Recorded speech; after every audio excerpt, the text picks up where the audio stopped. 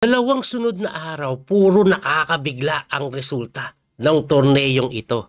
Clutch Chess Showdown na kung saan kasali po World Champion Gukesh, Fabiano Caruana, Magnus Carlsen at Hikaru Nakamura.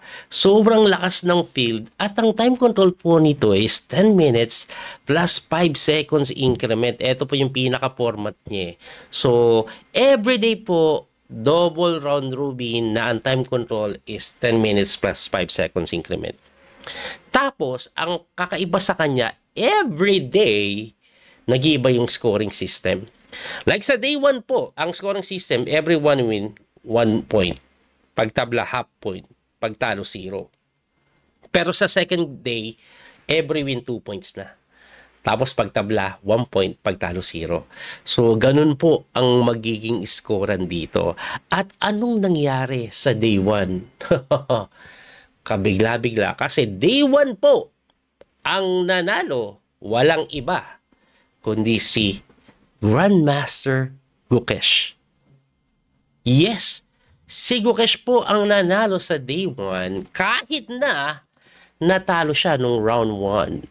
Kay Magnus Carlsen. Isa lang po yung talo niya kay Magnus nung game 1 po nila at hindi pa nga siya losing dito. Tingnan niyo po yung kanilang position. So, ang last move po, tumalon yung kabayo dito tapos wala na, nag-resign na po dyan eh.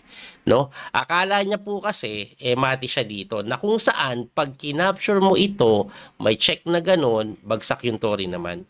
Pero it turns out, equal lang yan. Ang ititira pala dyan, knight e3, giving up the queen, pero pagka rook takes a1, how to defend? Yan yung tanong. Yan dapat ang mangyayari pala dito. Yun nga lang hindi po nakita yon nito pong si Gukesh dahil sa time pressure. Kaya natalo siya. Pero kahit natalo siya dyan, natabla po yung game 2 nila. Pakita ko po yung mga laro. Nanalo siya kay Hikaru. Ayan, no? First game nila ni Hikaru. Tabla yung second game.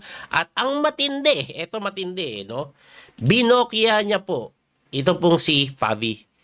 Binokya niya si Fabi. 2-0 po. 2-0, hindi nakaisa. Ayan, no? So, ang ending, ang final standing po, ng day 1, 4 points si Gukesh, 3.5 lang si Magnus, 3 points si Hikaru, tapos 1.5 si Fabi. So, grabe na nagkalat po si Fabi. Etong matindi ngayon. Day 2. So, ang score dito 2 points. At si Fabiano Caruana na nagkalat nung day 1, kalaban niya na naman si Magnus. Of course, makakalaban niya lahat. Pero unahin natin itong kay Magnus. First game po nila ni Magnus, puti po si Fabi. Tingnan nyo Nag-E4, E5, Knight F3, Knight C6. Sabay Roy Lopez ang kanilang pinili. No? Pagka Roy Lopez, Knight F6, sabay Berlin. Na sinagot ng castling. Ayun na nga. No? Knight takes E4, nag-D4 Berlin na napakakuna tabla. Nag-Knight D6, capture takes, pawn takes, move, capture takes. Ayan. Typical po yan na Berlin. Napalit yung Reyna. Kadalasan nauwi sa tabla. Sabihin na natin may double pawn po dito pero may nakuha naman na pair of bishops yan. Kaya equal na equal po ito sa engine evaluation. Madalas nauwi sa tabla. Si Niemann sa kasi Wesley ginagamit to dati. Ang naging kilalang player na gumagamit nito noon kaya sumikat yan is si Kramnik. Anyway, pagka King D8 na nag-H3, linya pa rin po yan. King E8, bumabalik lang po yung King. Ang pinaka-tema po niyan para bantayan ito in case man na tangkain mong tumalon. And then, nag-knight lang po sa C3 develop, H5. Ayan, linya po lahat yan. Kung titingnan yung oras, mabilis nga si Fabi, no?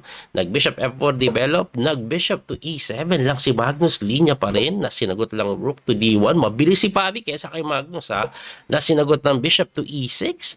And then, knight to G5. Ayan, medyo nag-isip na si Fabi. Pagka knight G5, nag-rook lang po sa may H6 na sinagot ng rook to E1. Lahat po linya pa rin. Nag-H4 naman, ayun. Medyo hindi popular yung H4. Nag-H4 si Magnus, pero ang kadalasan tinitira pala dito, bishop to B4. Meron din rook D8. Pero yung H4 po na yan, abay, panggulo po yan. Ang pinaka-tema po siguro is ayaw niya ng patulakin. Impass and capture gagawin pag tinulak mo. So, in H4 niya, na sinagot ni Bobby ng novelty. Ayun. Ano ba kasing tinira dati? Ang tinira po dati is nag-knight to e4. Meron din po nag-rook to e4. O ba, para sa rook e4, pressure ba yan dito? Oh, may naging H2 din para makapagganon pa rin.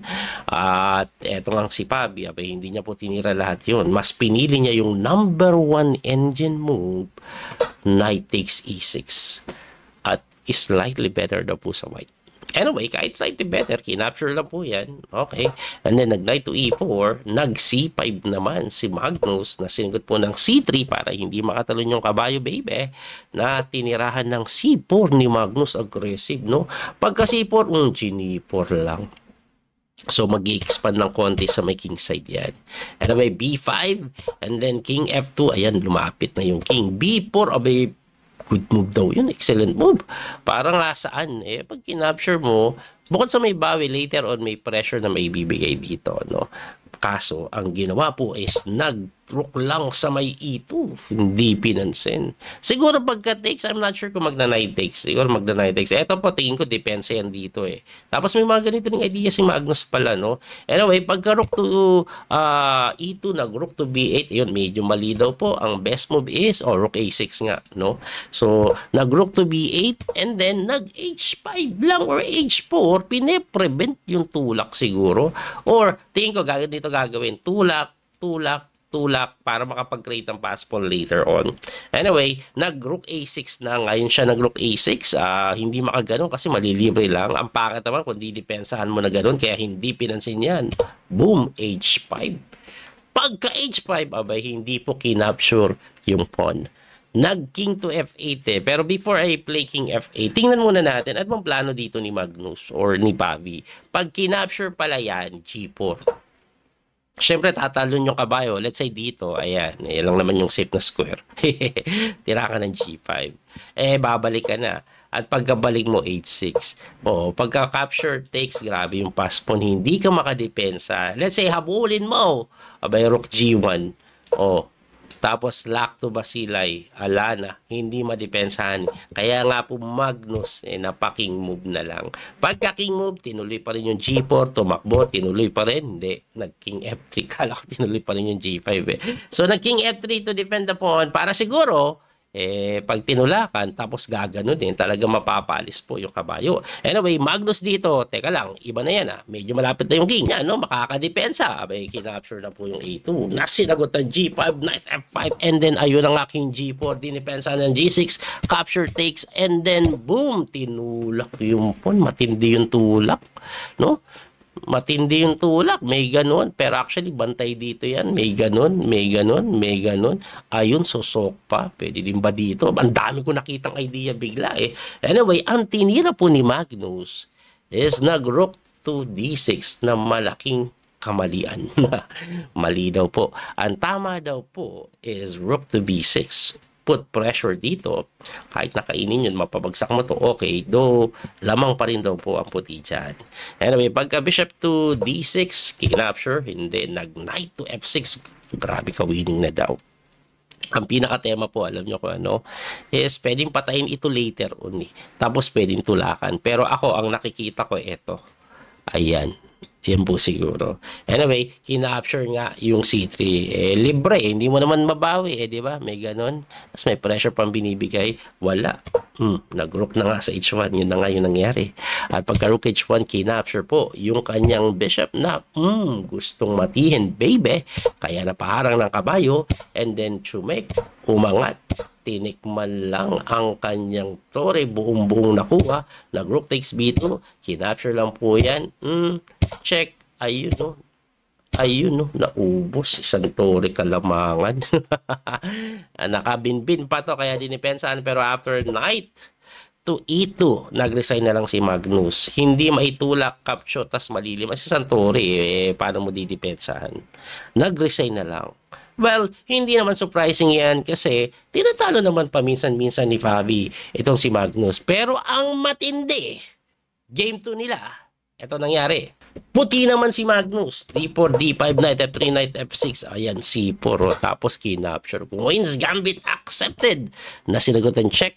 humarang yung kabayo, nag-knight to c3, a6 lang, and then bishop to f4. Abay, mali ang bishop to f4. Ano bang pinapatira kasi ng engine? Ibalik lang natin. Ang engine, ang sinasabi, e4 daw. Bawiin mo na gano'n. Ngayon, nag-bishop to f4 siya sa kadahilanan na pagka b5, ay, hindi nag-b5. Pagka b5 kasi kakapturein, may threat na gano'n. Anyway, nag-e6 nga eh. Pagka e6, nag-e4 na. And then, nag-b5. Ayun. At pagka b5, meron yung knight takes b5, coach, di ba? Yes, merong knight takes b5. Pero, sa pagkakataong ito, kahit na excellent move yan, may brilliant move si Pabi. Binawi lang. At pagka queen takes a8, quality up ka man. Abay, according sa engine evaluation, very equal lang. Ang kagandahan for the side of Magnus, 6 pa siya, 3 na lang si Pabi. Nag-bishop b4 check. Tumakbo yung king. Walang mapuntahan eh. Hindi maganda dito, ano? Kasi may ganun. Ibalik ko lang po na konti. Ang tanong, coach, bakit hindi po hinarang? Bakit hindi hinarang? Kasi pag hinarang mo, may knight b6. Ang knight b6, pasado ka po, queen to a7, tapos bishop takes d2, and then mapipilitan ka, knight takes d2, kasi nga, kailangan depensahan to, pero malilibre naman ito, yung king mo hindi pa safe, alanganin, kaya hindi pinili. Lamang po daw doon ang black, kaya ang pinili niya po is nag-king move na lang para hindi bumagsak yung mga pawn. Ayan, nag-e5 naman, napakagandang tira. Grabe yung e5, nagbibigay siya ng pawn, no? Pero, pag kinapture mo yan, may panabim sacrifice, baby. Grabe naman yun. May sacrifice. Hindi po makapture ng knight kasi boom check, bagsak reyna. Hindi makapture ng bishop kasi boom check, bagsak naman ang hari. Ang hari mapamate eh. Kaya nga po ang tinira dyan, nag-rook to d1. Grabe, rook d1 na sinagot ng knight d3, hitting the bishop, natakpan pa yung atake sa reyna, kaya nag-queen c6 yan check, hinarangan lang eh. At pagkaharang, kumapture sa c7, may nadepensahan na, nakakain pa ng pawn, na sinagot lang ng queen to a8. At according sa engine evaluation, lamang man ng quality ito pong puti, lamang ang itim dito dahil sa king safety. No? Ang problema, 1 minute and 19 seconds na lang, sa antalang 1 minute and 40 pa, ito pong si Magnus, nagpalit na lang ng reyna kasi hindi save yung king. Nakining mo ba lang? Pusang gala. Grabe yung tirahan nila. At napilitan na yan, no? Kasi, saan pupunta reyna mo? Pag nagkataon, pag iniwas mo pa yan, saan iiwas? Dito. Libre na. Napilitan ng kainin. Siyempre, kinapture mo na yung bishop with a check. Nag-king move, and then kinapture na yung reyna. At pagka king takes ng knight, of course, kailangan bawiin. Ayun. Bumagsak yung pawn sa A2, susunod pa ata yung B2, hindi pa rin po makagalaw ito. Grabe walang magawa, no? Anyway, nag-rook to B1 to defend, na sinagot ng napakagandang move G5. Grabe mga tirahan. Grabe mga tirahan ni Pabi, no? Libre yan eh. Pero ano mangyayari pag tinikman? Nag-king takes. Pero ano ba mangyayari pag nag-knight takes? Meron pong bishop B2. Ngisay ang yoka baby mo. Kaya nag-king takes na lang, na sinagot ng knight takes e4 check. Nanakbo yung king, of course. Knight takes f2, hitting the rook. Nanakbo yung tore, of course. Bishop d6. Ayan, naku po, nangingisay na yung king. Nanakbo na lang doon po sa may g5. Knight e4 check. At pagkatakbo sa may h4, sinagot lang ng bishop to c5. Ayun, nahit yung tore, napagalaw. At tinirahan lang ng bishop to f5. Anong tema ba? Pwede pong gagalaw to. Threat yun. May threat dito. Ako ang nakikita ko, gustong matihin eh. Dito po eh. Tingin ko eh. Walang magawa yung king eh. No? Anyway, ang tinira po is nag g4 para wala yung ganun. Umatras lang. Pagka-atras, nag bishop to h10 na develop pero may pass pawn sa kabilang side. Inactivate yung tore. Ayun na, pinagtutulak na po yung pawn. Nagtulak din ng pawn, pero chinek lang po. Ayun na nga, hinarangan lang yung tore, no? kinapture na lang, balik ko lang po ng konti, hindi po pwede king move kasi libre, kaya napilitan ng tikman na lang yan, at ayun na nga po, nabawi yung quality, plus yung king hindi safe, plus lamang ng pawn, medyo nagkakamali-mali na, 11 seconds na lang si Fabi, pero definitely winning, ayun na nga, napapagsak yung pawn, ayan wala nang oras, winning na to pero walang oras, pinin, gumanon, kinapture, mali din yung capture. Ay, grabe. Ang tamang tira is King F8. Dito, dadahan-dahanin. Hindi po dito kasi may check na ganon, di ba? Anyway, grabe kinapture niya, takes king move. Yun, medyo na-equalize pa daw, pero nag-blunder si Magnus dito. Balik lang natin. Ang tamang tira is rook to E1. Huwag pagalawin. Ayan, para mabantayan mo din bago mo tikman to, malaki yung chance ang matabla. Pero Magnus, kining mo ba niya? Which is a big problem dahil pagka-check, king move, nag-rook to C2 lang. By the way guys, hindi mo pwede itulak matatrapezoid ka. May check. Check yun kaya nag-rook to C2. So, anong tema? Once you capture this, I'll take and then push. So, nag-king to, nag-rook back, bumalik. Pero bumalik din yung kabayo, wala na. Nadepensa na yung pawn. And then, gumanon yung bishop. Di nang side check. Wala ding oras si Magnus wala din siya matira dito no? Wala siya matira Anong gagawin niya? King E3 na lang. Wala King E3. Anong magandang tira dito? Rook dito daw, sabi ng engine. Para sa yung rook dito? Ay, pusang gala. Harangan, Harangan, Harangan. Harangan nga lang. Eto, harang, tas tulak. Tapos tulak. Anyway, ang ginawa nga po is nag-bishop doon. Boom, sa pool ang kanyang tore. Kaya po yan nag-resign sa pool yung tore. Ayan. At dahil doon, tinusiro ni Fabi si Magnus sa day 2, no? At eto po yung naging overall standing after day 2. Ayun, no? Pakita ko muna yung day 1, no? Ayan. So, yung day 1 po, kulelat po si Fabi. So, nung day 2, times 2 ng scorean, 9 points si Fabi, 8 si Magnus, tapos 4 lang si Caro. Si Gukesh na leading nung day 1, bumaliktad, nagpalit sila ng pwesto ni Fabi. Ayan, no? So, may day 3 pa, pero ang overall standing as of the moment, ayan, leading pa rin si Magnus kasi kahit hindi champion si Magnus sa mga bawat araw, lagi siyang second nagpalitan sa first place si Fabi sa si Gukesh So, si Fabi naman, ayan, 10.5 at Hikaru at Gukesh ang pantayang score sa baba. Ngayon, may day 3 pa. At kung hindi ako nagkakamali, sana tama ako dito, times 3 ba score sa day 3? Times 3 ata. Hindi ako sure. Pero mas mataas ang points yan. Alam ko pataas kasi ng pataas no? Every win ata 3 points na dyan. Tabla is 1.5. Anyway, abangan na lang po natin yung masusunod na pangyayari.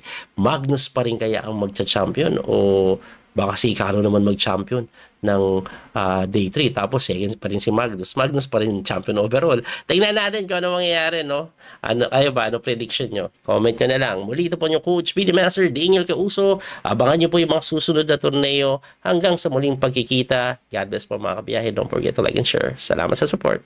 Follow and subscribe. Bye-bye. That little mouse, 'cause I'm an albatross.